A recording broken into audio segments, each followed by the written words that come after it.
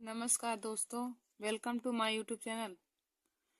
दोस्तों, आज मैं क्लास 10 सब्जेक्ट हिंदी में जीवन परिचय बताऊंगी।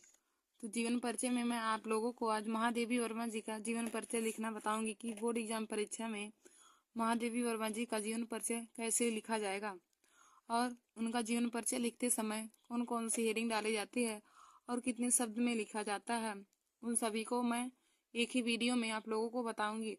और देखिए दोस्तों, मैं अभी बताऊंगी कि जीवन परिचय में क्या लिखा जाता है, साहित्यिक परिचय में क्या लिखा जाता है, भाषा में क्या लिखा जाता है, उनकी रचनाएं में क्या लिखा जाता है, शैली में, ये सभी मैं एक ही वीडियो में आप लोगों को बताऊंगी। तो देखिए दोस्तों, हमने जीवन परिचय को हेडिंग की सहायता से लिखा है और हेडिंग वाइज आप लोग बोर्ड एग्जाम की परीक्षा की कॉपी में लिखेंगे। हेडिंग वाइज लिखने से होता है कि जो एग्जामिनर होते हैं आपकी कॉपी जब चेक करते हैं तो वे आप लोगों को अच्छे नंबर देते हैं। जीवन परिचय में जो 5 नंबर के पूछे जाते हैं तो उसमें कोई नंबर नहीं कटता। यदि आप लोग ऐसे हेडिंग वाइज बोर्ड एग्जाम की परीक्षा में अपने कॉपी में लिखेंगे तो आप लोगों के नंबर नहीं कटेंगे। तो आइए दोस्तों, मैं आप लोगों को बताती हूँ। तो आप लोग पहला हेडिंग डालेंगे जीवन परिचय। पहला हेडिंग रहेगा जीवन परिचय। तो जीवन परिचय में लिखेंगे कि महादेवी वर्मा जी का जन्म। महादेवी वर्मा जी का जन्म सन 1907 ईस्वी में हुआ था। महादेवी वर्मा जी का जन्म सन 1907 ईस्वी में हुआ था। इनका जन्म उत्तर प्रदेश के सुप्रसिद्ध नगर इनका जन्म उत्तर प्रदेश के सुप्रसिद्ध नगर फर्रुखाबाद में होलिका दहन की पूर्ण पर्व के दिन हुआ था। देखिए दोस्तों कि महादेवी वर्मा जी का जन्म उत्तर प्रदेश के सुप्रसिद्ध नगर फर्रुखाबाद में होलिका दहन के पूर्ण पर्व के दिन हुआ था। इनकी माता का नाम हेमरानी देवी था, जो साधारण कवयित्री थी। देखिए दोस्तों, इनकी माता का नाम हेमरानी देवी था, जो साधारण कवयित्री थी। देखिए, जीवन परिचय में आप लोग हेडिंग डालेंगे और इसमें लिखेंगे कि महादेवी वर्मा जी का जन्म सन 1907 ईस्वी में हुआ था। महादेवी वर्मा जी का जन्म सन 1907 ईस्वी में हुआ था। इनका जन्म उत्तर प्रदेश के सुप्रसिद्ध नगर फर्रुखाबाद में होलिका दहन के पूर्ण पर्व के दिन हुआ था। देखिए दोस्तों, महादेवी वर्मा जी का जन्म फर्रुखाबाद में होलिका दहन के दिन ही हुआ था और इनकी माता का नाम हेमरानी देवी था। माता का नाम इनकी हेमरानी देवी था, जो साधारण कवित्री थी। इनकी माता कविताएं लिखा करती थी और उन्हें इसलिए कवित्री कहा जाता था। तो इनकी माता का नाम हेमरानी देवी था, जो साधारण कवित्री थी। तो देखिए दोस्तों, जैसे मैंने यहाँ पे जो सन दिया है, सन को मैंने काले पेन से लिखा है और जो यहाँ पे उनका जन्म हुआ उसको भी आप काले पेन से लिखेंगे। उनके माता पिता का नाम भी तो ऐसे आप लोग काले पेन से लिख के उसको इन्वर्टेड कामा में कर लीजिएगा, क्योंकि ऐसे लिखने से आपकी कॉपी बहुत अच्छी दिखती है और एग्जामिनर आपको फुल मार्क्स देने के प्रयास करते हैं। और तो जीवन परिचय में आप लोग इतना ही लिखेंगे। जैसे मैंने यहाँ पे जीवन परिचय में इतना लिखा तो आप लोग भी जीवन परिचय में इतना ही लिखेंगे। फिर उसके बाद हमारी देखिए दोस्तों अगली हेडिंग रहेगी। अगली हेडिंग आप लोग डालेंगे कि साहित्यिक परिचय। तो साहित्यिक परिचय में लिखेंगे कि महादेवी वर्मा का साहित्य परिचय बहुत ही साधारण था। 9 वर्ष की आयु में इनका विवाह स्वरूप नारायण वर्मा से हो गया था। देखिए दोस्तों, महादेवी वर्मा जी का साहित्यिक परिचय बहुत ही साधारण था और 9 वर्ष की आयु में इनका विवाह स्वरूप नारायण वर्मा जी से हो गया। देखिए दोस्तों, जब महादेवी वर्मा 9 वर्ष की ही थी तभी उनका विवाह स्वरूप नारायण नामक व्यक्ति के साथ हो गया था। किंतु इन्हीं दिनों यानी कि जब उनका विवाह हुआ उसी के बाद उनकी माता जी यानी कि हेमरानी देवी का स्वर्गवास हो गया। उनकी माता हेमरानी देवी जी का स्वर्गवास हो गया। फिर आगे देखेंगे कि माता का साया सिर से उठ जाने के बाद इन्होंने अपना अध्ययन जारी रखा। देखिए दोस्तों, जब उनकी माता की मृत्यु हो गई तब भी उन्होंने अपने स्वाध्याय को नहीं छोड़ा, तब भी वह अपना अध्ययन जारी रखा, यानी कि तब भी वह पढ़ती रही तथा पढ़ने में अधिक मन लगाया और पढ़ने में भी अधिक मन लगाया। इन्होंने मैट्रिक से लेकर एमए की परीक्षाएं प्रथम श्रेणी में उत्तीर्ण की। देखिए दोस्तों, मैट्रिक का मतलब होता है कि हाई स्कूल की परीक्षा। तो इन्होंने हाई स्कूल से लेकर एमए की परीक्षा प्रथम श्रेणी में उत्तीर्ण की, यानी कि बहुत ही अच्छे नंबर लाती थी और प्रथम स्थान पे लाती थी, प्रथम श्रेणी में लाती थी। तो इन्होंने मैट्रिक से लेकर एमए की परीक्षा प्रथम श्रेणी में उत्तीर्ण की। फिर आगे देखेंगे कि क्या है। बहुत समय तक ये प्रयाग महाविद्यालय के प्रयाग महिला विद्यापीठ में प्रधानाचार्य पद पर कार्य करती रही। बहुत समय तक ये प्रयाग महिला विद्यापीठ में प्रधानाचार्य के पद पर कार्य करती रही। देखिए दोस्तों, महादेवी वर्मा ने बहुत समय तक प्रयाग महिला विद्यापीठ में प्रयाग में कोई महिला विद्यापीठ नामक कॉलेज रहा होगा, वहां पर इन्होंने प्रधानाचार्य पद पर कार्य किया था। तो उन्होंने यहाँ पर प्रधानाचार्य पद पर कार्य करती रही। यह हमारा साहित्यिक परिचय होगा। तो देखिए दोस्तों, आप लोग साहित्यिक परिचय हेडिंग डालेंगे और उसमें लिखेंगे कि महादेवी वर्मा जी का साहित्यिक परिचय बहुत ही साधारण था। महादेवी वर्मा जी का साहित्यिक परिचय बहुत ही साधारण था। 9 वर्ष की आयु में इनका विवाह स्वरूप नारायण वर्मा से हो गया। देखिए दोस्तों, जब महादेवी वर्मा 9 वर्ष की थी तभी इनका विवाह स्वरूप नारायण वर्मा से हो गया था। किंतु इन्हीं दिनों इनके माता का स्वर्गवास हो गया। देखिए दोस्तों, जब उनका विवाह हुआ उसी के बाद ही उनकी माता हेमरानी देवी जी का स्वर्गवास हो गया, यानी कि उनकी मृत्यु हो गई। माता का साया सिर से उठ जाने के बाद भी वह यानी कि महादेवी वर्मा ने अपने अध्ययन को जारी रखा।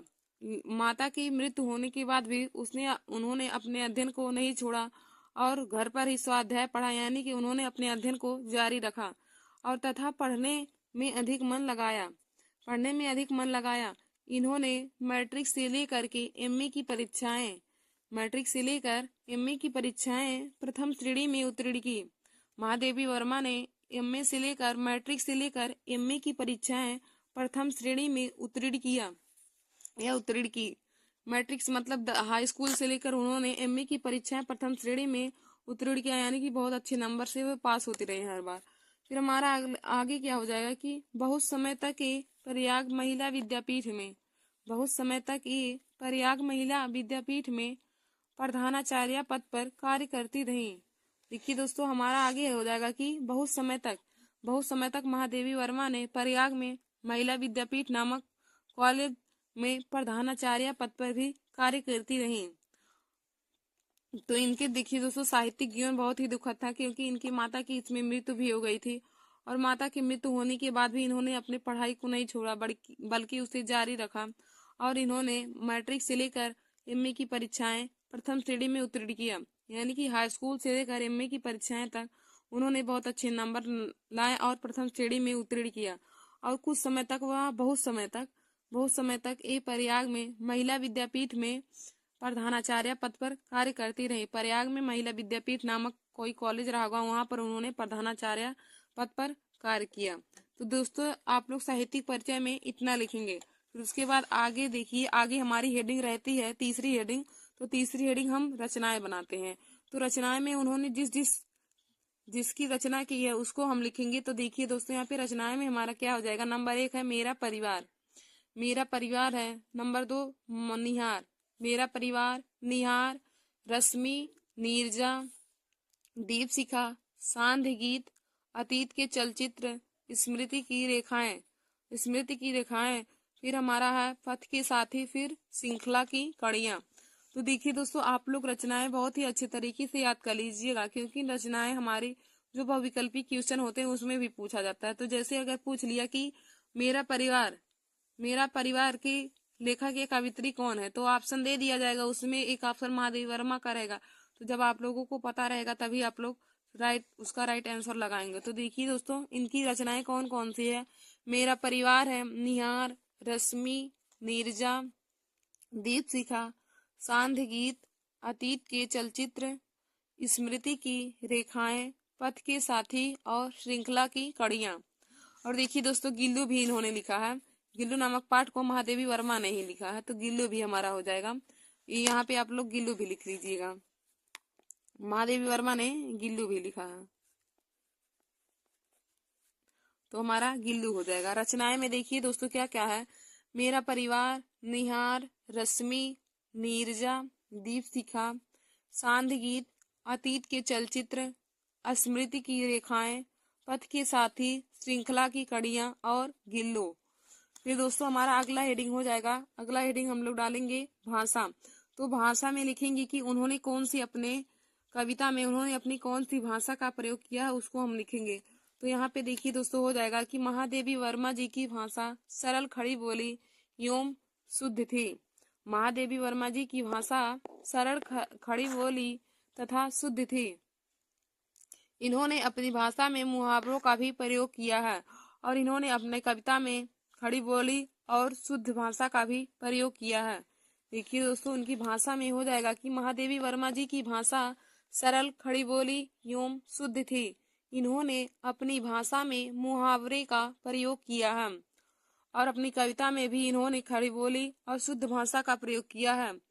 फिर दोस्तों हम आगे देखेंगे कि इनकी शैली कैसी थी, महादेवी वर्मा ने किस शैली का प्रयोग किया है। तो यहाँ पे देखेंगे इनकी शैली वर्णात्मक, विवरणात्मक तथा भावात्मक इनकी शैली है। इनकी शैली वर्णात्मक, विवरणात्मक तथा भावात्मक है।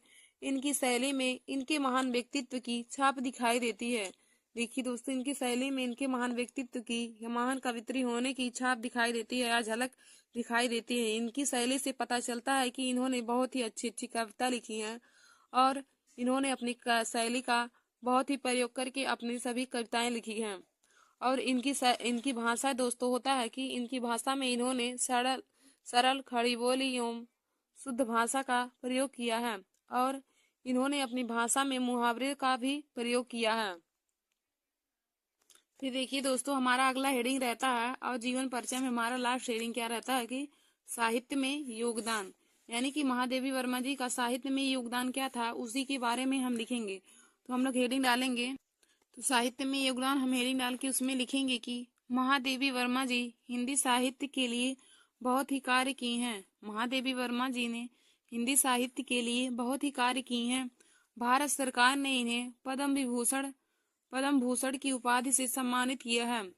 महादेवी वर्मा जी हिंदी साहित्य के लिए बहुत ही कार्य किए हैं और भारत सरकार ने इन्हें पद्म भूषण की उपाधि से सम्मानित किया है। देखिए दोस्तों हिंदी साहित्य में इनका योगदान हो जाएगा कि महादेवी वर्मा ने हिंदी साहित्य के लिए बहुत ही कार्य किया है और इन्हें भारत सरकार के द्वारा पद्म भूषण की उपाधि से सम्मानित किया गया है। महादेवी वर्मा जी को भारत सरकार के द्वारा पद्म भूषण की उपाधि से सम्मानित किया गया है। तो देखिए दोस्तों मैंने आज आप सभी लोगों को महादेवी वर्मा जी का जीवन परिचय लिखना बताया है। तो महादेवी वर्मा जी का जीवन परिचय कैसे लिखा जाता है, कितने शब्दों में लिखा जाता है और उसमें कौन कौन सी हेडिंग डाली जाती है, तो मैंने आप लोगों को आज सभी बता दिया है। तो दोस्तों आप लोग भी बोर्ड एग्जाम की परीक्षा में महादेवी वर्मा जी का जीवन परिचय पूछा जाए तो आप लोग भी ऐसे ही हेडिंग वाइज बना के लिखेंगे। और जो मैंने यहाँ पे काले पेन और इन्वर्टेड कामा में किया है तो आप लोग भी उसको काले पेन और इन्वर्टेड कामा में कर लीजिएगा, क्योंकि ऐसे लिखने से आपको एग्जामिनर अच्छे नंबर देते हैं बोर्ड एग्जाम की परीक्षा की कॉपी में। तो देखिए दोस्तों आप लोग जैसे सन आ जाए तो सन को भी आप इन्वर्टेड कामा में और काले पेन से लिख लेंगे और उनका जन्म कहाँ हुआ था उसको भी आप काले पेन से और उसको इन्वर्टेड कामा में कर लेंगे। उनकी माता का नाम आ जाए, पिता का नाम आ जाए तो उन सबको आप लोग इन्वर्टेड कामा में कर कर ही लिखिएगा।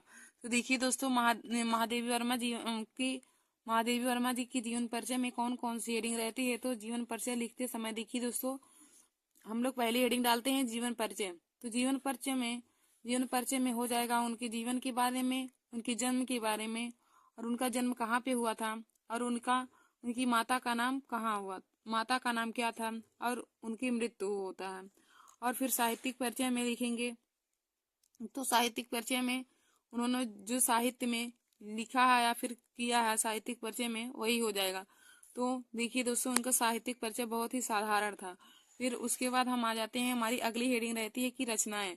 तो रचनाएं में उन्होंने जो रचनाएं लिखी होती है उसको हम लिखते हैं। तो देखिए दोस्तों महादेवी वर्मा जी की रचनाएं कौन कौन सी हैं। यहाँ पे हमने लिखा है कि मेरा परिवार, निहार, रश्मि, नीरजा, दीपशिखा, सांध्य गीत, अतीत के चलचित्र, स्मृति की रेखाएं, पथ के साथी और श्रृंखला की कड़ियां और गिल्लू भी महादेवी वर्मा ने लिखा है। फिर उसके बाद देखिए दोस्तों हमारी अगली हेडिंग रहती है भाषा। तो भाषा में उन्होंने जो अपनी कविता में उन्होंने जिस भाषा का यूज किया हम उसको लिखेंगे। फिर उसके बाद हमारी अगली हेडिंग रहती है शैली। तो शैली में उन्होंने अपनी कविता में किस शैली का प्रयोग किया है उसको लिखते हैं। फिर हमारी लास्ट हेडिंग रहती है कि साहित्य में योगदान, यानी कि महादेवी वर्मा जी का साहित्य में कौन कौन सा योगदान था उसको हम साहित्यिक परिचय में लिख देंगे। तो दोस्तों आज मैंने आप सभी लोगों को महादेवी वर्मा जी का जीवन परिचय लिखना बता दिया है। तो आशा करती हूँ कि आप लोगों को महादेवी वर्मा जी का जीवन परिचय समझ में आया होगा। तो दोस्तों आप लोग ऐसे ही बोर्ड एग्जाम की परीक्षा में आप लोग अपनी कॉपी में महादेवी वर्मा जी का जीवन परिचय ऐसे ही लिखिएगा और इतने ही शब्दों में और ऐसे ही हेडिंग बना के आप लोग लिखिएगा। तो धन्यवाद दोस्तों, ऐसे हमारे वीडियो को देखने के लिए आप सभी लोग हमारे YouTube channel Nancy success classes को सब्सक्राइब कर लीजिए। नमस्कार दोस्तों, welcome to my YouTube channel. दोस्तों आज मैं क्लास 10 हिंदी में महत्वपूर्ण टॉपिक लेकर आए हूँ। तो आज का हमारा टॉपिक है जीवन परिचय। देखिए दोस्तों, आज मैं क्लास 10 हिंदी में जीवन परिचय आप लोगों को लिखना बताऊंगी कि बोर्ड एग्जाम की परीक्षा में जीवन परिचय कैसे लिखा जाता है। और देखिए दोस्तों, जीवन परिचय 5 नंबर के पूछे जाते हैं। तो आज आप सभी लोगों के 5 नंबर पक्की हो जाएंगे हमारा यह वीडियो देखने के बाद। तो दोस्तों आप सब लोग हमारे वीडियो को अपने दोस्तों में शेयर कर लीजिए और लाइक और शेयर करना ना भूलें। तो दोस्तों मैं आज आप सभी लोगों को आचार्य रामचंद्र शुक्ल जी का जीवन परिचय लिखना बताऊंगी कि आचार्य रामचंद्र शुक्ल जी का जीवन परिचय कैसे लिखा जाएगा और हेडिंग वाइज उन्हें मैं लिखना आप सभी लोगों को बताऊंगी। तो देखिए दोस्तों, सबसे पहले आप लोग हेडिंग डालेंगे जीवन परिचय। सबसे पहले हेडिंग रहेगा जीवन परिचय। और जीवन परिचय में देखिए दोस्तों, उनके जीवन के बारे में, उनका जन्म कब हुआ, उनकी मृत्यु कब हुई, जन्म कहाँ हुआ, उनके माता का नाम, पिता का नाम, बस केवल इतना ही लिखा जाता है। फिर उसके बाद उन्होंने जो शिक्षा की होती है और जहाँ पर की होती है और जहाँ पर अध्यक्ष होते हैं या फिर जो टीचर उचर होते हैं उनको हम साहित्यिक परिचय में लिखते हैं। फिर उसके बाद हमारी अगली हेडिंग रहती है रचनाएं। तो रचनाएं में उन्होंने जो जो रचना की है, जैसे निबंध में कौन सी रचना की है, इतिहास में, आलोचना में, संस्मरण में कौन सी रचना की है उसको लिखते हैं। ये दोस्तों उसके बाद फिर उसके आगे हम लोग भाषा हेडिंग डालकर लिखते हैं कि उनकी भाषा कौन सी थी जिसकी जैसे सरल, खड़ी बोली, शुद्ध संस्कृत आदि जो भाषा होती है उनको हम भाषा में लिखते हैं। फिर हमारी अगली हेडिंग रहती है शैली में। उनकी शैली संसाधात्मक, वर्णात्मक, विवरणात्मक, विचारात्मक जो रहती है उनको हम लिखते हैं। फिर उसके बाद हमारी सबसे लास्ट हेडिंग रहती है कि हिंदी साहित्य में योगदान। और हमारी सबसे लास्ट हेडिंग रहती है हिंदी साहित्य में योगदान। देखिए दोस्तों, इसमें उन्होंने साहित्य में, हिंदी के साहित्य में जो योगदान दिए हैं उसके बारे में हम लिखते हैं। तो दोस्तों पहले मैंने आप सभी लोगों को बता दिया कि जैसे जीवन परिचय लिखने से पहले उसमें कौन कौन सी हेडिंग डाली जाती है और हेडिंग को कैसे लिखा जाता है और कितना शब्द लिखा जाता है, यह सब मैंने आप लोगों को बता दिया है। तो दोस्तों आप सब लोग हमारे इस वीडियो को जरूर देख लीजिए। आइए हम विस्तार रूप से आप लोगों को यह बताते हैं। तो देखिए दोस्तों, आज हम क्लास 10 जीवन परिचय हिंदी में जीवन परिचय लेकर आए हैं। और जीवन परिचय में हम आप लोगों को आचार्य रामचंद्र शुक्ल जी का जीवन परिचय लिखना बताएंगे कि हेडिंग वाइज जीवन परिचय कैसे लिखा जाएगा। तो दोस्तों आप लोग पहले हेडिंग डालेंगे जीवन परिचय। पहला हेडिंग हमारा रहेगा जीवन परिचय। अब इसमें हम लिखेंगे हिंदी के इस प्रतिभा संपन्न साहित्यकार का जन्म सन 1884 ईस्वी में बस्ती जिले के अगुना नामक गांव में हुआ था। हिंदी के इस प्रतिभा संपन्न साहित्यकार, देखिए दोस्तों, हिंदी की इस प्रतिभा संपन्न यानी कि आचार्य रामचंद्र शुक्ल जी के बारे में कहा गया है कि हिंदी के इस प्रतिभा संपन्न साहित्यकार का जन्म सन 1884 ईस्वी में बस्ती जिले के अगुना नामक गांव में हुआ था। इनके पिता का नाम पंडित चंद्रबली शुक्ल था। रामचंद्र शुक्ल हाई स्कूल की परीक्षा मिर्जापुर जिले के मिशन स्कूल से उत्तीर्ण किए। देखिए दोस्तों, आचार्य रामचंद्र शुक्ल ने हाई स्कूल की परीक्षा मिर्जापुर जिले के मिशन स्कूल से उत्तीर्ण किए। इन्होंने हाई स्कूल की परीक्षा मिर्जापुर जिले के मिशन नामक स्कूल से उत्तीर्ण किया और इनकी मृत्यु सन 1941 में हुआ था। ईस्वी में हुआ था। देखिए दोस्तों, हमने जैसे लिखा है आप लोग बोर्ड एग्जाम की परीक्षा में वैसे ही अपनी कॉपी में लिखेंगे तो एग्जामिनर आपको पूरा नंबर देंगे। देखिए दोस्तों, हमने यहाँ पे जो अंडरलाइन में किया है या इन्वर्टेड कामा में जिसको लिखा है, तो आप लोग भी उसको इन्वर्टेड कामा में लिखिए। ऐसा लिखने से आपकी कॉपी बहुत ही अच्छी दिखती है और एग्जामिनर आपको फुल मार्क्स देते हैं। तो देखिए दोस्तों, जैसे उनके पिता का नाम आया और उनके सन आया, किस सन में जन्म हुआ था, तो उसको आप लोग इन्वर्टेड कामा में कर लीजिएगा। जैसे मैंने यहाँ पे देखिए दोस्तों, यहाँ पे किया, उनके पिता के नाम है तो पंडित चंद्रवली शुक्ल, इसको मैंने काले पेन से और इन्वर्टेड कामा में लिखा है। इनका जन्म 1884 ईस्वी में हुआ, तो इसको भी काला पेन से लिखा है। और बस्ती जिले के गोना नामक गांव में, तो इसको भी अंडरलाइन करके इन्वर्टेड कामा में ब्लैक पेन से लिखा है। और मृत्यु भी ब्लैक पेन से लिखा है। तो दोस्तों, आप लोग भी ऐसे लिखेंगे, क्योंकि ऐसे लिखने से आपकी कॉपी सबसे अलग दिखती है और एग्जामिनर आपको फुल मार्क्स देने की कोशिश करते हैं। तो दोस्तों देखिए, जीवन परिचय में हमने आप लोग को बताया कि, तो सबसे पहले हेडिंग हम जीवन परिचय डालेंगे और उसमें लिखेंगे कि हिंदी के इस प्रतिभा संपन्न साहित्यकार का जन्म सन 1884 ईस्वी में बस्ती जिले के अगोना नामक गांव में हुआ था। बस्ती जिले के अगोना नामक गांव में हुआ था। इनके पिता का नाम पंडित चंद्रबली शुक्ल था। देखिए दोस्तों, आचार्य रामचंद्र शुक्ल के पिता का नाम पंडित चंद्रबली शुक्ल था। रामचंद्र शुक्ल हाई स्कूल की परीक्षा मिर्जापुर जिले के मिशन स्कूल में उत्तीर्ण किए। रामचंद्र शुक्ल हाई स्कूल की परीक्षा मिर्जापुर जिले के मिशन स्कूल, देखिए उनकी स्कूल का नाम है मिशन नामक स्कूल है, तो मिशन स्कूल से उत्तीर्ण किए और इनकी मृत्यु सन 1941 ईस्वी में हुआ था। तो दोस्तों, जीवन परिचय में जितना लिखना रहेगा मैंने आप लोग को बता दिया कि जीवन परिचय में केवल आप लोग को इतना जन्म लिखना है, उनकी माता का नाम, पिता का नाम, उनकी मृत्यु कब हुई थी और उन्होंने शिक्षा कहाँ ग्रहण किया, इतना लिखना। उसके बाद अगली हेडिंग रहती है साहित्यिक परिचय। तो दोस्तों, आशा करती हूँ कि आप लोगों को जीवन परिचय में के बारे में पता होगा कि जीवन परिचय में हम कितना लिखेंगे। उसके बाद हम अगली हेडिंग डालते हैं साहित्यिक परिचय। अब हम साहित्यिक परिचय में लिखेंगे कि रामचंद्र शुक्ल जी इंटर की परीक्षा के लिए कायस्थ पाठशाला इलाहाबाद में प्रवेश लिया। रामचंद्र शुक्ल जी ने इंटर की परीक्षा के लिए कायस्थ पाठशाला इलाहाबाद में प्रवेश लिया, किंतु अंतिम वर्ष की परीक्षा के पूर्व या पहले, पूर्व मतलब पहले होता है, तो अंतिम वर्ष की परीक्षा के पूर्व ही विद्यालय छूट गया। देखिए दोस्तों, आचार्य रामचंद्र शुक्ल ने इंटर की परीक्षा के लिए कायस्थ नामक पाठशाला था, तो कायस्थ नामक पाठशाला और जो इलाहाबाद में था वहां पर उन्होंने प्रवेश लिया। इसमें है कि इस रामचंद्र शुक्ल जी इंटर की परीक्षा के लिए कायस्थ पाठशाला इलाहाबाद में प्रवेश लिया, परंतु वे अंतिम वर्ष की परीक्षा से पूर्व, अंतिम वर्ष की परीक्षा से पहले ही विद्यालय से छूट गए, यानी कि उनका विद्यालय उनसे छूट गया और उन्होंने मिर्जापुर के न्यायालय में नौकरी कर ली। देखिए दोस्तों, जब वह अंतिम वर्ष की परीक्षा से पूर्व विद्यालय से ही छूट गए, तो उन्होंने मिर्जापुर के न्यायालय में नौकरी कर ली। इनकी नियुक्ति काशी हिंदू विश्वविद्यालय में हिंदी के प्राध्यापक पद पर हो गई।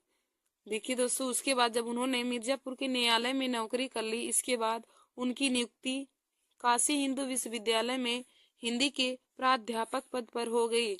बाबू श्याम सुंदर दास के अवकाश प्राप्त करने के बाद शुक्ल जी यानी कि रामचंद्र शुक्ल जी ने हिंदी विभाग के अध्यक्ष पद को सुशोभित किया। बाबू श्याम सुंदर दास के अवकाश यानी कि छुट्टी प्राप्त करने के बाद शुक्ल जी ने हिंदी विभाग के अध्यक्ष पद को सुशोभित किया। इतना हम साहित्यिक परिचय में लिखेंगे। तो देखिए दोस्तों, हमारा साहित्यिक परिचय में क्या है कि आचार्य रामचंद्र शुक्ल जी इंटर की परीक्षा के लिए कायस्थ पाठशाला इलाहाबाद में प्रवेश लिया, किंतु अंतिम वर्ष की परीक्षा से पूर्व यानी कि अंतिम वर्ष की परीक्षा से पहले ही विद्यालय से छूट गया। इन्होंने मिर्जापुर के न्यायालय में नौकरी कर ली। देखिए दोस्तों, जब उन्हें मतलब इंटर की परीक्षा से पहले वे विद्यालय से छूट गए, तब उन्होंने मिर्जापुर के न्यायालय में नौकरी कर ली। इनकी नियुक्ति काशी हिंदू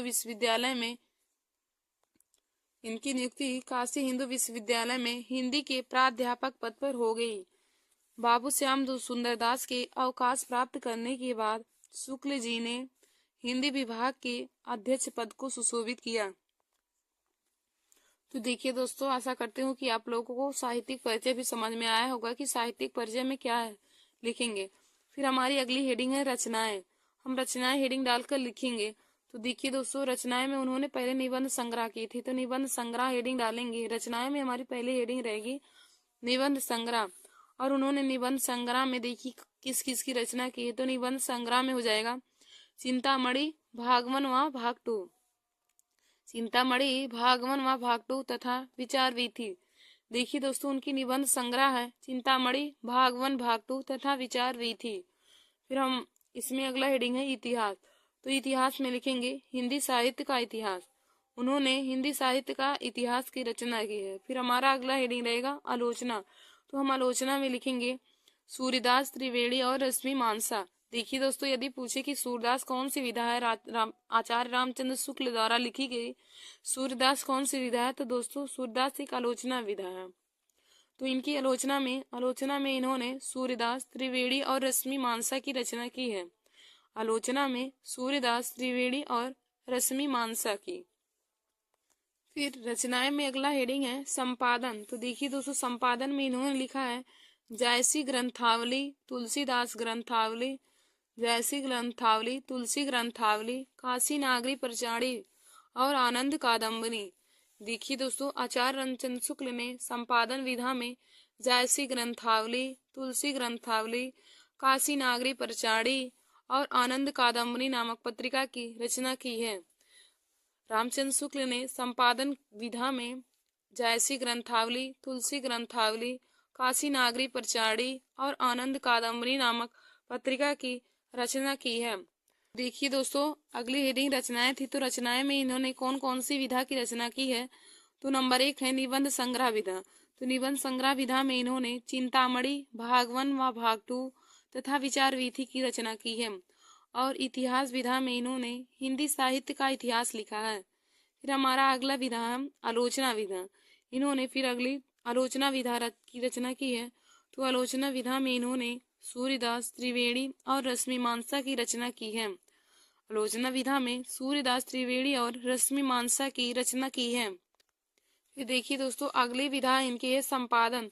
तो संपादन विधा में इन्होंने जायसी ग्रंथावली, तुलसी ग्रंथावली, काशी नागरी प्रचारी और आनंद कादम्बरी नामक पत्रिका की रचना की है। तो दोस्तों, मैंने रचनाएं भी हेडिंग बता दी। फिर अब हम हेडिंग डालेंगे अगला। फिर हमारा अगला हेडिंग रहेगा भाषा।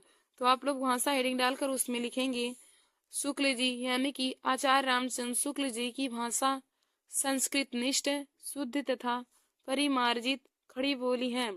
शुक्ल जी की भाषा संस्कृत निष्ठ, शुद्ध तथा परिमार्जित खड़ी बोली है। प्रकृष्ट साहित्यिक भाषा में संस्कृत के शब्दों का प्रयोग हुआ है। प्रकृष्ट साहित्यिक भाषा में संस्कृत के शब्दों का प्रयोग हुआ है। शुक्ल जी ने मुहावरे तथा लोकोक्तियों का प्रयोग करके भाषा को अधिक प्रभावपूर्ण तथा व्यवहारिक बनाया है। देखिए दोस्तों, शुक्ल जी ने अपने भाषा में मुहावरे तथा लोकोक्तियों का प्रयोग करके उन्होंने भाषा को अधिक प्रभावपूर्ण और व्यवहारिक बनाया है। भाषा में लिखेंगे कि आचार्य रामचंद्र शुक्ल जी की भाषा कैसी थी। तो दोस्तों, आप लोग इसमें लिखेंगे भाषा हेडिंग डाल के शुक्ल जी, या हम कह सकते हैं आचार्य रामचंद्र शुक्ल जी की भाषा संस्कृत निष्ठ, शुद्ध तथा परिमार्जित खड़ी बोली थी। और परिकृष्ट साहित्यिक भाषा में संस्कृत के शब्दों का प्रयोग हुआ है। शुक्ल जी ने मुहावरे और लोकोक्तियों का प्रयोग करके भाषा को अधिक प्रभावपूर्ण तथा व्यवहारिक बनाया है। रामचंद्र शुक्ल ने अपने कहानी में या निबंध में, आलोचना या संपादन में मुहावरे तथा लोकोक्तियों का प्रयोग करके उन्होंने भाषा को सरल और अधिक प्रभावपूर्ण और व्यवहारिक बनाया है। फिर दोस्तों, अब हमने आप लोग को भाषा बता दी कि उनकी भाषा कैसी थी। अब हम आगे हेडिंग डाल के लिखेंगे शैली। तो दोस्तों, आप लोग हेडिंग डाल लीजिएगा। अगला हेडिंग शैली है। तो शैली में लिखिएगा कि शुक्ल जी की शैली गठी हुई है या फिर गुठी हुई है। इन्होंने वर्णनात्मक, विवेचनात्मक, भावात्मक तथा व्याख्यात्मक शैली का प्रयोग किया है। शुक्ल जी की शैली गठी हुई है और इन्होंने वर्णनात्मक, विवेचनात्मक, भावात्मक तथा व्याख्यात्मक शैली का प्रयोग किया है। इन्होंने अपने शैली में भावात्मक, विवेचनात्मक, व्याख्यात्मक और वर्णनात्मक शैली का प्रयोग किया है। फिर हमारा अगला हेडिंग रहेगा हिंदी साहित्य में योगदान। हिंदी साहित्य में योगदान यानी कि आचार्य रामचंद्र शुक्ल ने हिंदी साहित्य में कौन कौन सा योगदान दिया है उसके बारे में अब हम लिखेंगे। तो दोस्तों यह जीवन परिचय का सबसे लास्ट हेडिंग रहता है कि हिंदी साहित्य में योगदान।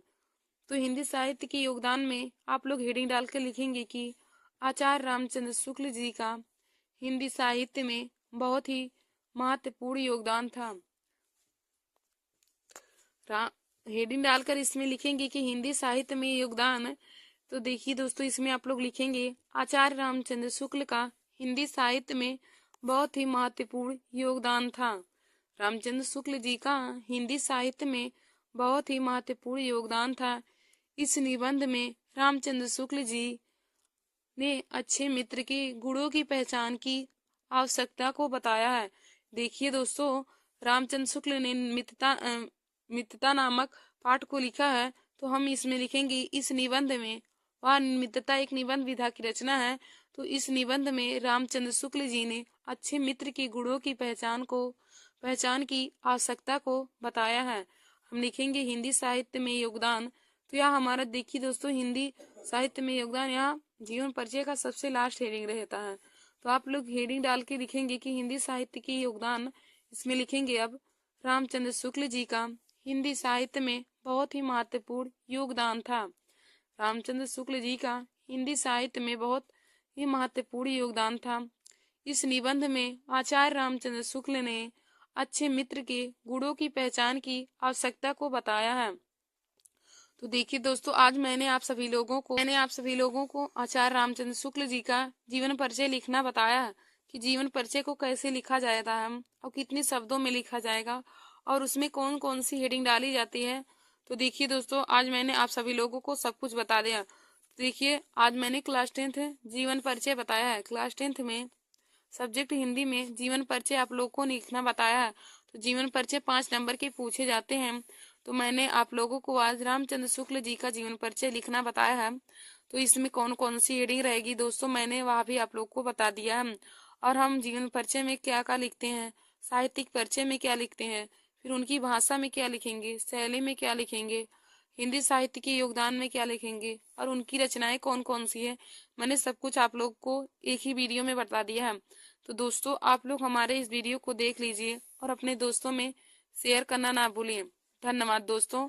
और ऐसे ही हमारे वीडियो को देखने के लिए आप सब लोग हमारे YouTube channel Nancy success classes को सब्सक्राइब कर लीजिए और दोस्तों में शेयर और लाइक करना ना भूलिए। धन्यवाद दोस्तों।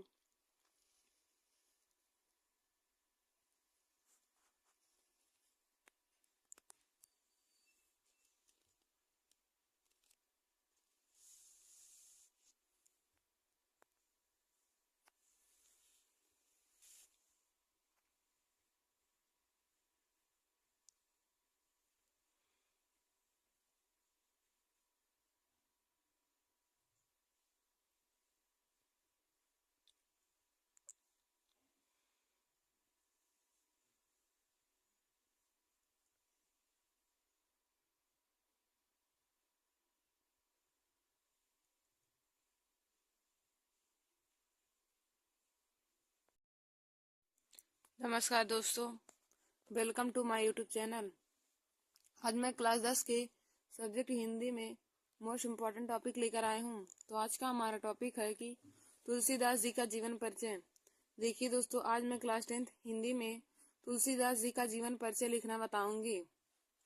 और देखिए दोस्तों तुलसीदास जी हमारे हिंदी में क्लास 10th की हिंदी में काव्य के कवि हैं। तो इनका जीवन परिचय हर बार ही बोर्ड एग्जाम की परीक्षा में पूछा जाता है।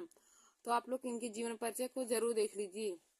तो देखिए दोस्तों हम तुलसीदास की जीवन परिचय में पहले हम परिचय एक दृष्टि में उनका देख लेते हैं, फिर उसके बाद हेडिंग वाइज आप लोगों को लिखना बताएंगे कि हेडिंग वाइज जीवन परिचय कैसे लिखा जाता है। तो पहले आप लोग परिचय देख लेंगे। तो देखिए दोस्तों तुलसीदास जी का जीवन परिचय आप पहले देखेंगे जन्म। अब जन्म देखिए दोस्तों उनका संवत 1554 ईसा पूर्व हुआ था ईस्वी में। संवत 1554 से। फिर जन्म इनका राजापुर में हुआ था, यानी कि चित्रकूट उत्तर प्रदेश में। तुलसीदास जी का जन्म राजापुर में चित्रकूट उत्तर प्रदेश में हुआ था। बचपन का नाम, तुलसीदास जी के बचपन का नाम राम बोला था। माता पिता का नाम, अब देखिए दोस्तों, माता पिता का नाम, उनकी माता का नाम हुलसी देवी तथा पिता का नाम आत्माराम दुबे था। फिर देखेंगे कि मृत्यु उनकी संवत 1680 ईस्वी में हुआ था। फिर प्रमुख ग्रंथ, तो प्रमुख ग्रंथ इनके रामचरितमानस है। तुलसीदास जी का प्रमुख ग्रंथ रामचरितमानस है। तो देखिए दोस्तों, मैंने आप लोगों को परिचय एक दृष्टि में बताया, तो एक दृष्टि में इसी प्रकार लिखा जाता है। उसमें जन्म लिखते हैं, जन्म स्थान लिखते हैं, बचपन का नाम, माता का नाम, उनकी शिक्षा भी लिखते हैं, मृत्यु और प्रमुख ग्रंथ लिखते हैं। तो देखिए दोस्तों, तुलसीदास जी का जन्म संवत 1554 ईस्वी में हुआ था। फिर जन्म स्थान, यानी कि उनका जन्म कहाँ पर हुआ था, तो उनके जन्म का स्थान है राजापुर। राजापुर में हुआ था, और राजापुर हमारे चित्रकूट उत्तर प्रदेश में है। बचपन का नाम, तो तुलसीदास जी के बचपन का नाम राम बोला था।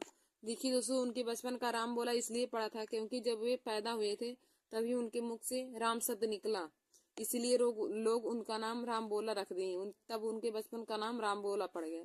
फिर देखेंगे माता पिता का नाम, तो उनकी माता का नाम हुलसी देवी एवं पिता का नाम आत्माराम दुबे था।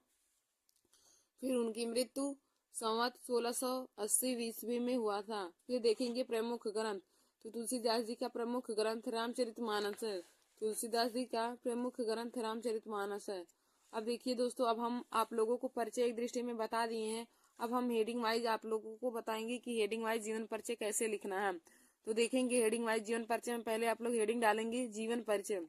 आप लोग हेडिंग डाल लीजिए जीवन परिचय। तो इसमें लिखेंगे तुलसीदास जी का जन्म मूल गोसाई चरित और तुलसी चरित में राजापुर स्थान पर हुआ था।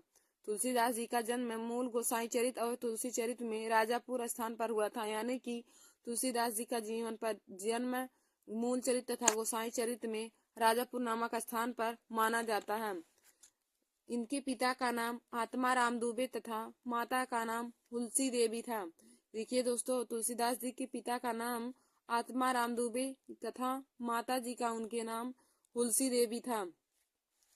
फिर आगे देखेंगे, लेकिन प्रचलित रूप से तुलसीदास जी का जन्म संवत 1554 ईस्वी की श्रावण शुक्ल पक्ष सप्तमी को चित्रकूट के अंतर्गत राजापुर नामक गांव में माना जाता है। देखिए दोस्तों, कुछ लोग तुलसीदास जी का जन्म अलग अलग जहाँ पे मानते हैं, लेकिन प्रचलित रूप से तुलसीदास जी का जन्म संवत 1554 ईस्वी की श्रावण शुक्ल पक्ष सप्तमी को चित्रकूट के अंतर्गत राजापुर नामक गांव में माना जाता है। और देखिए दोस्तों, इनके जन्म के संबंध में प्रसिद्ध दोहा है। इनके जन्म के संबंध में प्रसिद्ध दोहा है। जब तुलसीदास जी का जन्म हुआ था तो उनके जन्म के संबंध में एक प्रसिद्ध दोहा है। तो हमारा दोहा क्या है, देखिए दोस्तों, 1554 बीसे कालिंदी के तीर, 1554 बीसे कालिंदी के तीर, श्रावण शुक्ला सप्तमी तुलसी धर्यो शरीर, श्रावण शुक्ला सप्तमी तुलसी धर्यो शरीर। देखिए दोस्तों, तुलसीदास जी के जन्म के संबंध में एक दोहा दिया है, और दोहा हमारा है कि 1554 बीसे कालिंदी के तीर, श्रावण शुक्ला सप्तमी तुलसी धर्यो शरीर। फिर हम आगे देखेंगे कि जब इनका जन्म हुआ तब ये 5 वर्ष के बालक मालूम होते थे। देखिए दोस्तों, जब तुलसीदास जी का जन्म हुआ था तभी वे 5 वर्ष के बालक मालूम पड़ रहे थे, और उनके सभी दांत भी मौजूद थे, और जन्मते ही इनके मुख से राम का शब्द निकला और लोग इन्हें राम बोला कहने लगे। देखिए दोस्तों, जब तुलसीदास जी का जन्म हुआ था तभी वे 5 वर्ष के बालक लग रहे थे, और उनके सभी दांत जन्म लेते ही मौजूद थे, और जन्म लेते ही उनके मुख से राम का शब्द निकला, तभी से लोग उन्हें राम बोला कहने लगे। और इनके माता पिता इनसे आश्चर्यचकित होकर माता पिता द्वारा त्याग किए जाने के कारण इनका पालन पोषण एक दासी ने किया। देखिए दोस्तों, जब तुलसीदास जन्म लिए तभी वे 5 वर्ष के बालक मालूम पड़ रहे थे और उनके सभी दांत मौजूद थे। इस कारण उनके माता पिता ने उन्हें राक्षस समझ लिया, उनसे आश्चर्यचकित होकर उन्हें राक्षस समझ लिया तथा तुलसीदास जी का त्याग कर दिया। और उनके त्याग किए जाने के कारण तुलसीदास का पालन पोषण एक दासी ने किया था। इनका विवाह रत्नावली के साथ हुआ था। देखिए दोस्तों, तुलसीदास जी का विवाह रत्नावली के साथ हुआ था, यानी कि उनकी पत्नी का नाम रत्नावली था और इनका विवाह रत्नावली के साथ हुआ। एक बार तुलसीदास रत्नावली को बिना बताए मायके चले गए थे। देखिए दोस्तों, आगे देखेंगे कि एक बार तुलसीदास रत्नावली को बिना बताए मायके चले गए थे। उनके रत्नावली के मायके यानी कि अपने ससुराल गए थे तुलसीदास जी, और रत्नावली की फटकार से उन्होंने वैराग्य धारण कर लिया। देखिए दोस्तों, वे तुलसीदास रत्नावली से बहुत प्रेम करते थे और उन्हें रत्नावली को बिना बताए उनके ससुराल यानी कि उनके अपने ससुराल गए थे, यानी रत्नावली के मायके चले गए थे। और रत्नावली को अच्छा नहीं लगा और रत्नावली ने उन्हें इतना डांटा, इतना फटकारा कि रत्नावली की फटकार से तुलसीदास के मन में वैराग्य धारण कर लिया। उन्होंने वैराग्य को धारण कर लिया और इनका अधिक समय वैराग्य धारण करने के बाद इनका अधिक समय काशी, अयोध्या और चित्रकूट में व्यतीत हुआ। देखिए दोस्तों, जब उन्होंने वैराग्य धारण कर लिया उसके बाद तुलसीदास जी का अधिक समय काशी में, अयोध्या में और चित्रकूट में व्यतीत हुआ। इनकी मृत्यु 1680 में अस्सी घाट में हुआ था।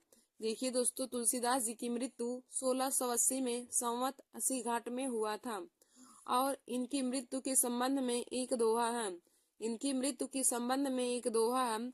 दोहा क्या है कि संवत 1680 अस्सी गंग के तीर, संवत 1680 अस्सी गंग के तीर, श्रावण कृष्ण तीज सनी तुलसी तजो शरीर।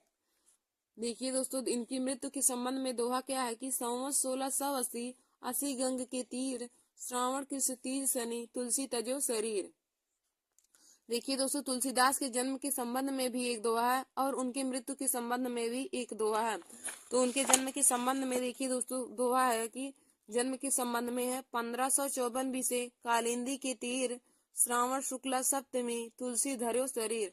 और उनकी मृत्यु जब होती है तो उसके संबंध में दोहा है कि संवत 1680 अस्सी गंग के तीर, श्रावण की तीज सनी तुलसी तजो शरीर। तो देखिए दोस्तों, तुलसीदास की जन्म और मृत्यु दोनों के संबंध में एक एक दोहा बताया गया है। तो मैंने उनके जीवन परिचय में दोनों दोहा को आप लोगों को बता दिया है। फिर आप लोग आगे हेडिंग डालेंगे साहित्यिक परिचय। अब इनके साहित्य के बारे में जानते हैं कि इनका साहित्यिक जीवन कैसा था। तुलसीदास जी का साहित्यिक जीवन कैसा था उसके बारे में हम जानेंगे। तो देखिए दोस्तों, साहित्यिक परिचय में आप लोग लिखेंगे कि ए राम के भक्त थे। तुलसीदास राम के बहुत बड़े ही भक्त थे, क्योंकि इनके मुख से जन्मते ही राम का शब्द निकला था तभी। और ए राम के भक्त थे। मानव जीवन के सभी उच्च आदर्शों का समावेश करके इन्होंने राम राम की मर्यादा राम को मर्यादा पुरुषोत्तम बना दिया। देखिए दोस्तों, तुलसीदास राम के बहुत बड़े ही भक्त थे। मानव जीवन के उच्च आदर्शों का समावेश करके इन्होंने राम को मर्यादा पुरुषोत्तम बना दिया। इन्होंने राम को मर्यादा पुरुषोत्तम बना दिया। रामचरितमानस तुलसीदास जी का बड़ा ही लोकप्रिय ग्रंथ है, या फिर आप कह सकते हैं कि बड़ा ही प्रमुख ग्रंथ है। देखिए दोस्तों, तुलसीदास जी का प्रमुख ग्रंथ रामचरितमानस है। तो रामचरितमानस तुलसीदास जी का बड़ा ही लोकप्रिय ग्रंथ है। विश्व साहित्य के प्रमुख ग्रंथों में इसकी गणना की जाती है। रामचरितमानस की गणना विश्व साहित्य के प्रमुख ग्रंथों में की जाती है। देखिए दोस्तों, हम उनके साहित्यिक परिचय के बारे में जानेंगे कि इसमें लिखेंगे कि तुलसीदास राम के बहुत ही बड़े भक्त थे। तुलसीदास राम के बहुत ही बड़े भक्त थे और मानव जीवन के सभी उच्च आदर्शों का समावेश करके इन्होंने राम को मर्यादा पुरुषोत्तम बना दिया। तुलसीदास ने मानव जीवन के सभी आदर्शों का समावेश करके राम को मर्यादा पुरुषोत्तम बना दिया। और रामचरितमानस तुलसीदास जी का बहुत ही लोकप्रिय ग्रंथ है। विश्व साहित्य के प्रमुख ग्रंथों में इसकी गणना की जाती है। देखिए दोस्तों, रामचरितमानस की गणना विश्व साहित्य के प्रमुख ग्रंथों में की जाती है। अब हम आगे रचनाएं देखेंगे कि तुलसीदास के द्वारा कौन कौन सी रचना लिखी गई है। तो देखिए दोस्तों, तुलसीदास ने कौन कौन सी रचना लिखी। नंबर 1 है जानकी मंगल, नंबर 2 है पार्वती मंगल, नंबर 3 है रामाज्ञा प्रश्न, नंबर 4 है राम लला नाछू, नंबर 5 है बैरवे रामायण, नंबर 6 है दोहावली, नंबर 7 है कवितावली, नंबर 8 है गीतावली और नंबर 9 है विनय पत्रिका। और दोस्तों आप लोग रामचरितमानस भी लिख लेंगे 10 पे। और रामचरितमानस तुलसीदास जी का प्रमुख ग्रंथ है। यदि क्वेश्चन में पूछे कि तुलसीदास जी का प्रमुख ग्रंथ कौन सा है, तो रामचरितमानस तुलसीदास जी का प्रमुख ग्रंथ है। रामचरितमानस तुलसीदास जी का प्रमुख ग्रंथ है।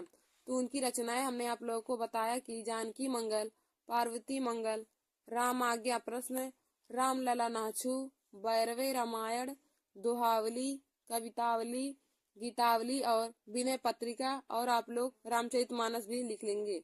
तो दोस्तों रामचरितमानस तुलसीदास जी का प्रमुख ग्रंथ है। फिर हम आगे देखेंगे कि भाषा तुलसीदास जी की भाषा कैसी थी, या फिर उन्होंने अपनी रचना में कौन सी भाषा का यूज किया। तो देखिए दोस्तों भाषा हो जाएगा ब्रज भाषा एवं अवधी भाषा। तुलसीदास जी ने अपनी रचना में ब्रज भाषा एवं अवधी भाषा का प्रयोग किया है। और शैली वही व्यंग्यात्मक, भावात्मक, विचारात्मक रहेंगी। और मुक्तक उनकी शैली में उनके महान व्यक्तित्व होने की छाप दिखाई देती है। आप लोग यही उनकी शैली में लिख लीजिएगा। तो देखिए दोस्तों मैंने आज आप लोगों को तुलसीदास जी का जीवन परिचय बताया। तो देखिए दोस्तों पहले आप लोग तुलसीदास जी के जीवन में परिचय एक दृष्टि में लिख लेंगे। तो यहाँ पे हमने आप लोगों को बताया परिचय एक दृष्टि में लिखेंगे, पहले उनका जन्म लिखेंगे। तो देखिए दोस्तों तुलसीदास जी का जन्म संवत 1554 ईस्वी में हुआ था। फिर देखेंगे जन्म स्थान, यानी कि उनका जन्म कहाँ पर हुआ था, उस स्थान का नाम लिखना है। तो तुलसीदास जी का जन्म राजापुर नामक गांव में चित्रकूट उत्तर प्रदेश में हुआ था। फिर उनके बचपन का नाम, तो तुलसीदास जी के बचपन का नाम राम बोला था। तुलसीदास जी के बचपन का नाम राम बोला था। और उनका नाम राम बोला क्यों पड़ा, क्योंकि जब उनका जन्म हुआ तभी वे 5 वर्ष के बालक मालूम पड़ रहे थे और उनके दांत सभी मौजूद थे और उनके मुख से पहला शब्द राम निकला था, इसलिए लोग उन्हें राम बोला कहने लगे। फिर हम देखेंगे आगे माता तथा पिता का नाम, तुलसीदास जी की माता तथा पिता का नाम। तो देखिए दोस्तों तुलसीदास जी की माता का नाम तुलसी देवी था तथा पिता का नाम आत्मा राम दुबे था। फिर देखेंगे कि तुलसीदास की मृत्यु कब हुई, तो तुलसीदास जी की मृत्यु संवत 1680 ईस्वी में हुआ था। फिर हम आगे देखेंगे उनका प्रमुख ग्रंथ क्या था। तो देखिए दोस्तों तुलसीदास जी का प्रमुख ग्रंथ रामचरितमानस है। तुलसीदास जी का प्रमुख ग्रंथ रामचरितमानस है, जिसमें विश्व साहित्य के प्रमुख गुणों की वर्णन किया गया है, जिसमें विश्व साहित्य के प्रमुख ग्रंथों का वर्णन किया गया है। फिर अब देखिए दोस्तों हमने आप लोगों को परिचय एक दृष्टि में बता दिया। अब हम हेडिंग वाइज लिखेंगे। तो पहली हेडिंग हमारी जीवन परिचय रहती है, फिर उसके बाद साहित्यिक परिचय, फिर उनकी रचनाएं के बारे में, फिर भाषा शैली, फिर हिंदी साहित्य में योगदान। तो हाँ देखिए दोस्तों जीवन परिचय में क्या लिखेंगे, तो आप पहली हेडिंग जीवन परिचय डाल लीजिएगा। तो इसमें लिखा जाएगा कि तुलसीदास जी का जन्म मूल गोसाई चरित और तुलसी चरित में राजापुर नामक स्थान पर माना जाता है। इनके पिता का नाम आत्मा राम दुबे तथा माता का नाम तुलसी देवी था, लेकिन प्रचलित रूप से तुलसीदास जी का जन्म संवत 1554 ईस्वी की श्रावण शुक्ल पक्ष सप्तमी को चित्रकूट के अंतर्गत राजापुर नामक गांव में माना जाता है। देखिए दोस्तों तुलसीदास जी का जन्म संवत 1554 ईस्वी की श्रावण शुक्ल पक्ष सप्तमी को चित्रकूट के अंतर्गत राजापुर नामक गांव में माना जाता है। और इनके जन्म के संबंध में एक प्रसिद्ध दोहा है। देखिए दोस्तों तुलसीदास जी के जन्म के संबंध में प्रसिद्ध दोहा क्या है कि 1554 से कालिंदी के तीर श्रावण शुक्ल सप्तमी तुलसी धरियो शरीर। 1554 से कालिंदी के तीर श्रावण शुक्ला सप्तमी तुलसी धरियो शरीर। तो इनके जन्म के संबंध में यही दोहा है। फिर हम आगे देखेंगे कि आगे हमारा हो जाएगा कि जब इनका जन्म हुआ था तो तब ये 5 वर्ष के बालक मालूम पड़ रहे थे। जब तुलसीदास जी का जन्म हुआ तभी ये 5 वर्ष के बालक मालूम पड़ रहे थे और उनके सभी दांत मौजूद थे। देखिए दोस्तों जब तुलसीदास जी का जन्म हुआ तब वे 5 वर्ष के बालक लग रहे थे और उनके सभी दांत मौजूद थे और जन्मते ही इनके मुख से राम का शब्द निकला। जन्मते ही यानी कि जन्म लेते ही तुलसीदास जी के मुख से राम का शब्द निकला और लोग इन्हें राम बोला कहने लगे। देखिए दोस्तों जब तुलसीदास जी के मुख से पहला शब्द राम निकला तो लोगों ने इन्हें राम बोला कहने लगे। फिर देखेंगे कि इनके माता पिता इनसे आश्चर्यचकित होकर, देखिए दोस्तों, जब उनके मुख से राम बोला शब्द निकला और वे जब जन्म लिए थे तभी 5 वर्ष के बालक मालूम पड़ रहे थे, तो इनके माता पिता ने तुलसीदास जी को राक्षस समझ लिया और उन्हें राक्षस समझकर उनका त्याग कर दिया। और देखिए दोस्तों, उनके माता पिता द्वारा तुलसीदास जी का त्याग किए जाने के कारण उनका पालन पोषण एक दासी ने किया था और इनका विवाह रत्नावली के साथ हुआ था, यानी कि तुलसीदास जी की पत्नी का नाम रत्नावली था और तुलसीदास रत्नावली से बहुत प्रेम करते थे। और एक बार तुलसीदास ने रत्नावली को बिना बताए रत्नावली के मायके गए, यानी कि अपने ससुराल गए, तो यह रत्नावली को अच्छा नहीं लगा। रत्नावली ने तुलसीदास जी को बहुत डांटा और फटकारा और पत्नी की फटकार से तुलसीदास जी के मन में वैराग्य धारण कर लिया और उन्होंने तभी से वैराग्य धारण कर लिया। और देखिए दोस्तों, वैराग्य धारण करने के बाद तुलसीदास जी का अधिक समय काशी, अयोध्या और चित्रकूट में बीता, यानी कि व्यतीत हुआ। इनकी मृत्यु संवत 1680 ईस्वी को अस्सी घाट में हुआ था। फिर देखेंगे कि इनकी मृत्यु के संबंध में एक दोहा है। देखिए दोस्तों, तुलसीदास जी की मृत्यु के संबंध में एक दोहा है। तो दोहा क्या दिया गया है? संवत 1680 अस्सी गंग के तीर, श्रावण किस तीर सनी, तुलसी तजो शरीर। तुलसीदास जी की मृत्यु के संबंध में दोहा क्या दिया है कि संवत 1680 अस्सी गंग के तीर, श्रावण कृष्ण तीर सनी, तुलसी तजो शरीर। तो देखिए दोस्तों, तुलसीदास जी की जन्म तथा मृत्यु दोनों के संबंध में एक एक प्रसिद्ध दोहा दिया गया है, जिसको मैंने आप लोगों को जीवन परिचय में बता दिया। अब आप लोग हेडिंग डालेंगे साहित्यिक परिचय। तो साहित्यिक परिचय में लिखेंगे कि ये राम के भक्त थे, यानी कि तुलसीदास राम के भक्त थे। मानव जीवन के सभी उच्च आदर्शों का समावेश करके इन्होंने राम को मर्यादा पुरुषोत्तम बना दिया।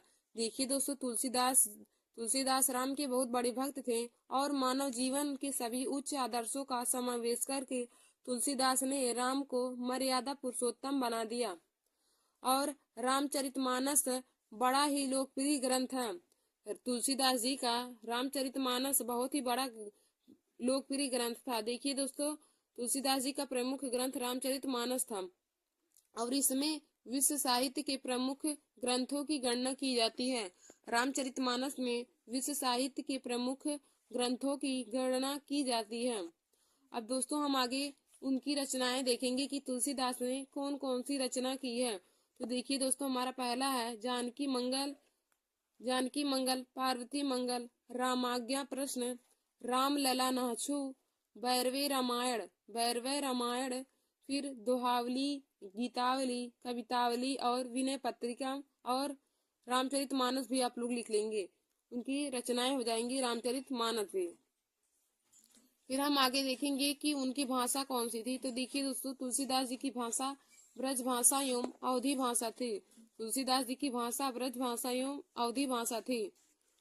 तो देखिए दोस्तों, आज मैंने आप लोगों को तुलसीदास जी का जीवन परिचय बता दिया है। तो आशा करती हूँ कि आप लोगों को तुलसीदास जी का जीवन परिचय समझ में आया होगा। तो दोस्तों, आप लोग बोर्ड एग्जाम की परीक्षा में तुलसीदास जी का जीवन परिचय ऐसे ही लिखेंगे।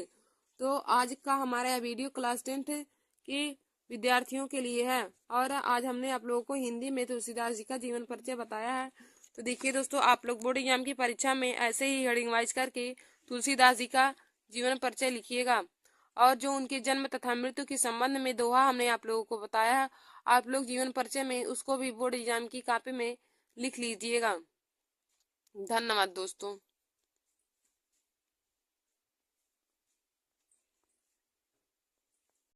दोस्तों, welcome to my YouTube channel Nancy success classes. दोस्तों, आज मैं क्लास 10 के सब्जेक्ट हिंदी में सूरदास जी का जीवन परिचय लिखना बताऊंगी। देखिए दोस्तों, आज का हमारा टॉपिक है सूरदास जी का जीवन परिचय। तो देखिए दोस्तों, आप लोगों को बोर्ड एग्जाम की परीक्षा में जीवन परिचय कैसे लिखना है और कितने शब्दों में लिखना है और क्या क्या हेडिंग डाली जाती है, हम आज आप सभी लोगों को एक ही वीडियो में सब बताएंगे। तो दोस्तों, आप लोग हमारे इस वीडियो को जरूर देख लीजिए, अपने दोस्तों में भी शेयर कर लीजिए। तो देखिए दोस्तों, जीवन परिचय लिखते समय हम लोग उसे हेडिंग वाइज लिखते हैं, क्योंकि हेडिंग वाइज लिखने से एग्जामिनर आपकी कॉपी से बहुत ही खुश होते हैं और आप लोगों को जीवन परिचय में पूरा नंबर देते हैं। तो देखिए दोस्तों, पहला हेडिंग रहेगा जीवन परिचय। आप लोग काले स्केच से हेडिंग डालेंगे जीवन परिचय। इसके बाद इसमें लिखेंगे अष्टछाप के सर्वश्रेष्ठ कवि। अष्टछाप के सर्वश्रेष्ठ कवि सूरदास जी का जन्म वैशाखी सुदी पंचमी को सन 1478 ईस्वी में आगरा से मथुरा जाने वाली सड़क के पास रूनकता नामक गांव में हुआ था। देखिए दोस्तों, इनका जीवन परिचय हो जाएगा कि अष्टछाप के सर्वश्रेष्ठ कवि। देखिए दोस्तों, सूरदास जी को अष्टछाप का सर्वश्रेष्ठ कवि माना जाता है। यदि क्वेश्चन में पूछ भी ले अष्टछाप के सर्वश्रेष्ठ कवि कौन है, तो अष्टछाप के सर्वश्रेष्ठ कवि सूरदास जी हैं। तो हो जाएगा कि अष्टछाप के सर्वश्रेष्ठ कवि सूरदास जी का जन्म वैशाख सुदी पंचमी को सन 1478 ईस्वी में आगरा से मथुरा जाने वाली सड़क के पास रूनकता नामक गांव में हुआ था। ये बचपन से ही विरक्त हो गए थे, यानी कि अलग हो गए थे और गौ घाट पर रहकर के विनय के पद गाया करते थे। देखिए दोस्तों, सूरदास जी बचपन से ही विरक्त हो गए थे और गौ घाट पर रहकर विनय के पद गाया करते थे। इनकी मृत्यु गोवर्धन के पास पारसौली नामक गांव में सन 1583 ईस्वी में हुआ था। देखिए दोस्तों, सूरदास जी की मृत्यु गोवर्धन के पास पारसौली नामक गांव में सन 1583 ईस्वी में हुआ था। देखिए दोस्तों, सूरदास जी के जीवन परिचय में हम लिखेंगे कि अष्टछाप के सर्वश्रेष्ठ कवि सूरदास जी का जन्म वैशाखी सुदी पंचमी को सन 1478 ईस्वी में हुआ था। और कहाँ पर हुआ था? आगरा से मथुरा जाने वाली सड़क के पास रूनकता नामक गांव में हुआ था। इनका जन्म रूनकता नामक गांव में 1478 ईस्वी में हुआ था। अष्टछाप के सर्वश्रेष्ठ कवि सूरदास जी का जन्म सन 1478 ईस्वी में रूनकता नामक गांव में हुआ था। फिर देखेंगे आगे कि ये बचपन से ही विरक्त हो गए थे और गौ घाट पर रह करके विनय के पद गाया करते थे। ये गौ घाट पर रहकर विनय के पद गाया करते थे। और देखिए दोस्तों, सूरदास जी श्री कृष्ण जी की बाल लीला का बहुत ही वर्णन किया है। श्री कृष्ण जी का बाल लीला का बहुत ही वर्णन किया है और उनकी बाल लीला का कोई ऐसा पल नहीं होगा जिसका इन्होंने वर्णन नहीं किया है। फिर इसके बाद देखिए दोस्तों, इनकी मृत्यु गोवर्धन के पास पारसौली नामक गांव में सन 1583 ईस्वी में हुआ था। सूरदास जी की मृत्यु गोवर्धन के पास पारसौली नामक गांव में 1583 ईस्वी में हुआ था। तो जीवन परिचय में देखिए दोस्तों, हमने आप लोगों को बताया कि उनके जन्म के बारे में, उनकी मृत्यु के बारे में, और उनका जन्म कहाँ हुआ, मृत्यु कहाँ हुआ, उनकी माता का नाम, पिता का नाम, यही सब लिखा जाता है। तो आप लोग देखेंगे कि जीवन परिचय में हो जाएगा अष्टछाप के सर्वश्रेष्ठ कवि सूरदास जी का जन्म वैशाख सुदी पंचमी को सन 1478 में आगरा से मथुरा जाने वाली सड़क के पास रूनकता नामक गांव में हुआ था। ये बचपन से ही विरक्त हो गए थे और गौ घाट पर रहकर के विनय के पद गाया करते थे। इनकी मृत्यु गोवर्धन के पास पारसौली नामक गांव में सन 1583 ईस्वी में हुआ था। तो दोस्तों, जीवन परिचय में इतना ही हम लिखेंगे। अब हमारी अगली हेडिंग रहेगी साहित्यिक परिचय। अब हम आगे आप लोगों को साहित्यिक परिचय के बारे में बताएंगे, सूरदास जी के साहित्यिक परिचय के बारे में। तो देखिए दोस्तों, साहित्यिक परिचय में हो जाएगा कि सूरदास जी ने श्री कृष्ण की बाल लीला का बड़ा ही मनोरम वर्णन किया है या फिर बहुत ही मनोहर वर्णन किया है। सूरदास जी ने श्री कृष्ण की बाल लीला का बहुत ही मनोरम वर्णन किया है या फिर उनकी बचपन का, बाल लीला का मतलब हो जाएगा बचपन का, बहुत ही मनोरम वर्णन किया है। वल्लभाचार्य के पुत्र विठलनाथ ने अष्टछाप के नाम से सूरदास सहित अष्ट कृष्ण भक्त कवियों का संगठन किया है। देखिए दोस्तों, सूरदास जी वल्लभाचार्य के पुत्र विठलनाथ के साथ रहते थे और विठलनाथ ने अष्टछाप के नाम से सूरदास सहित 8 कृष्ण भक्त कवियों का संगठन किया है। अब देखिए दोस्तों, इनके जन्म के संबंध में कुछ लिखा गया है। इनके साहित्यिक परिचय में कुछ लिखा गया है कि साहित्य लहरी सूर सागर सूर की चरावली, साहित्य लहरी सूर सागर सूर की चरावली, श्री कृष्ण जी की बाल छवि पर लेखनी अनुपम चली। साहित्य लहरी सूर सागर सूर की चरावली, श्री कृष्ण जी की बाल छवि पर लेखनी अनुपम चली। हम साहित्यिक परिचय में हेडिंग डाल के लिखेंगे कि सूरदास जी ने श्री कृष्ण जी की बाल लीला का बहुत ही मनोरम वर्णन किया है। और इनका साहित्यिक परिचय बहुत ही साधारण था।